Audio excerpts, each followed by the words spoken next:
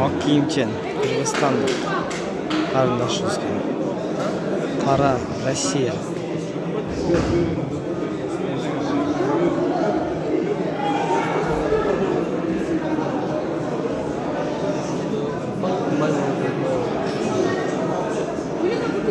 Уверенно, работай, не стой там.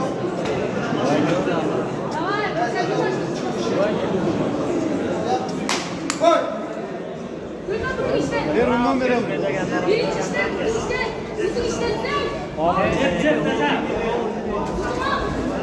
Вот.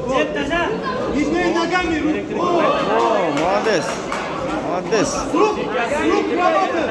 Молодец, молодец. Ой, молодец. Ой, молодец.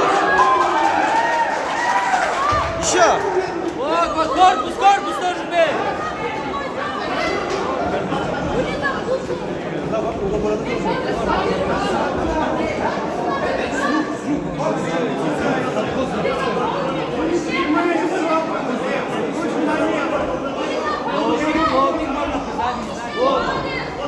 Еще раз. Ой, молодец.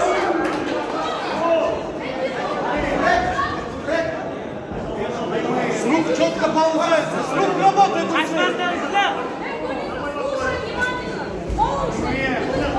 Ой, молодец. Еще, ой, молодец.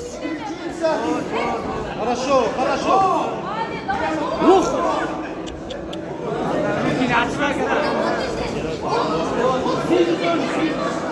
Ух. Не спеши, ты выигрываешь сейчас. Не спеши, смотри. Смотри сюда.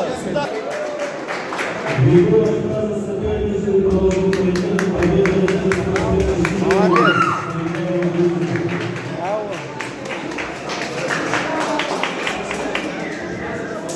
Молодец.